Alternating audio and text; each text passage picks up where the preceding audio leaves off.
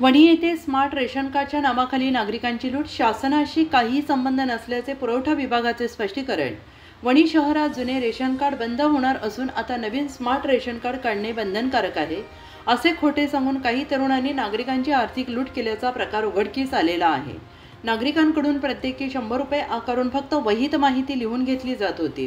दिनांक 8 ऑक्टोबर रोजी सकाळपासून वणी येथील स्वस्त धान्य दुकानांच्या समोर काही तरुण नागरिकांना तुमचे कार्ड स्मार्ट करून देतो असे सांगत बसले होते। रेशन घेण्यासाठी आलेल्या नागरिकांकडून त्यांनी प्रत्येकी 100 रुपये घेतले आणि त्यांची नावे वहीत नोंदवली।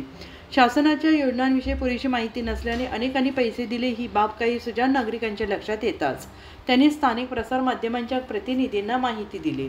प्रतिनिधींनी घटनास्थळी जाऊन चौकशी केली असता एका तरुणाने आपले नाव शुभम घुले असे सांगितले। त्याने आमचे CSC सेंटर आहे आणि जिल्हाधिकाऱ्यांची परवानगी आहे असा दावा केला। मात्र अधिक विचारणा केली असता तो गोंधळात पडला आणि वेगवेगळी उत्तरे देऊ लागला। स्वस्त धान्य दुकानदारांकडे विचारणा केली असता या प्रकाराबाबत काहीच माहीत नसल्याचे सांगितले।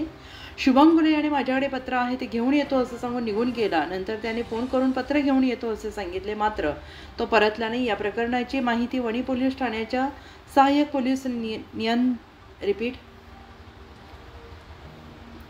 या प्रकरणाची माहिती वणी पोलीस ठाण्याच्या सहाय्यक पोलीस निरीक्षक गायत्री जाधव यांना देण्यात आली।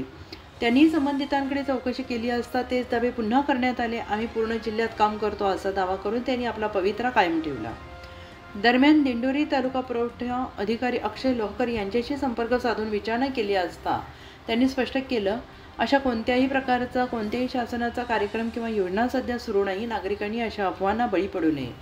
या फसवणुकीत वापरलेली MH15JM 4078 ही कार घटनास्थळी दिसून आली। मात्र चौकशी सुरू होता संबंधित व्यक्ती कार घेऊन पसार झाले। पुढील तपास वणी पोलिसांकडून सुरू आहे। या प्रकारामुळे परिसरात खळबळ उडालेली असून हजारो रेशन कार्ड धारकांना फसवण्याचा नव्या पद्धतीचा प्रकार उघडकीस आलेला आहे। नागरिकांनी कोणत्याही संशयास्पद व्यक्तींना पैसे न देता थेट स्वस्त धान्य दुकान किंवा पुरवठा विभागाशी संपर्क साधावा असे आवाहन करण्यात आले। स्मार्ट रेशन कार्ड हे मोफत डाउनलोड करता येते, यासाठी कोणतीही सक्ती नाही। असे कोणी चुकीच्या पद्धतीने पैसे मागून कार्ड देण्याचे आश्वासन देत असेल तर नागरिकांनी फसू नये। आमच्या विभागाकडून अशा प्रकारची कोणतीही योजना सुरू झालेली नाही। वणी येथे घडलेला प्रकार अत्यंत चुकीचा आहे। अशा कोणत्याही घटनेबाबत तात्काळ तहसीलदार किंवा पुरवठा शाखेशी संपर्क करावा। उत्तर महाराष्ट्र न्यूज नेटवर्कसाठी सागर मोर, वणी।